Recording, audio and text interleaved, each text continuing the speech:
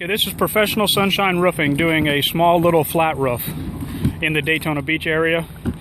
You see how the one gentleman is getting the tie-in ready, removing the shingles along the tie-in so we can make a proper tie-in. The other guy is going ahead and getting a jump on, pulling up the existing rolled roofing system. This one here is a 1x decking, which is actually in pretty good shape, other than the fact some craziness going on around the edge here with metal all the way around the perimeter. The nailing's in good shape. It's actually, some of them are even 10s, but all of them are at least 8s, and they're the old galvanized nails, so we're in good shape there. So the decking is going to be an easy one. What he'll do is he'll pop these shingles out. We'll run the modified up underneath and reinstall the shingles to match the existing as close as possible. This is back on that little flat deck. The noise, you're gonna hear a little bit of noise, but this is the way that we get all of the debris out of the cracks. See that you get all kind of rocks down in these cracks here. So what you do is you take the blower and one guy in front of them, and then it vibrates everything up out of the cracks, where when you put the membrane on, you're not having an issue with the rocks and debris coming back up penetrating your membrane. So it's just a quick, simple little step that we use before we put the peel and stick on these. This is a approximately 600 square foot deck, and two guys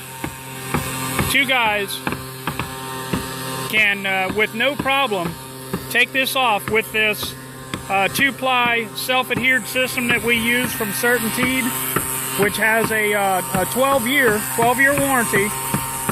It's 2 different plies of the self-adhered membrane, and the guys can come in here in a half a day, 600 square foot with the tie-in back in, have no problem putting it back with just 2 employees.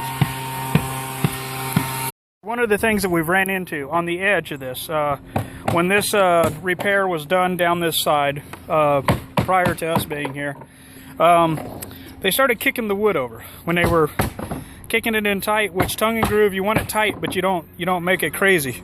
And what happened is it started racking or turning, so it's not perpendicular to the rake like it should be. It's leaning.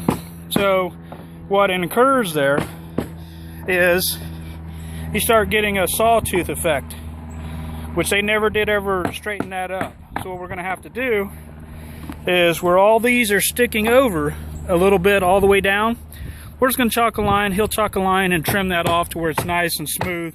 That way the drip edge fits tight to the fascia.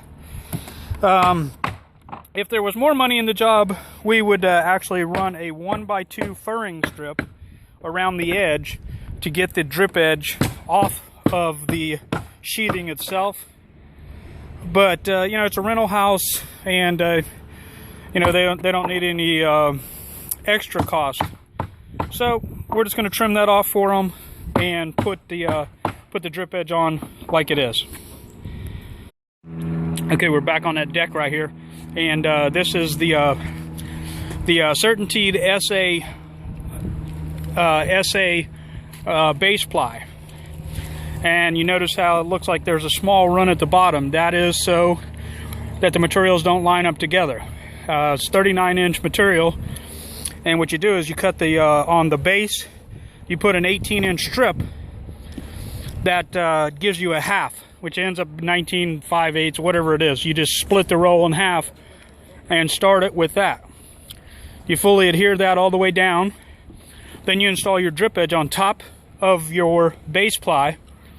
And the reason it looks black there, that's not actually brown metal, that's white metal with asphalt primer.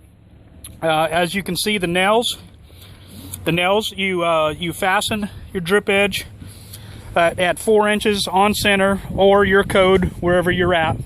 Here we're 4 inches on center. The laps of the drip edge are 4 inches on center, and we use a caulking in between each one of the pieces of the drip edge. Then he put a spray asphalt primer on there.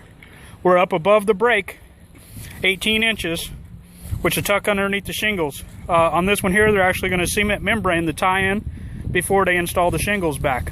The white cap will go up underneath the drip edge as well.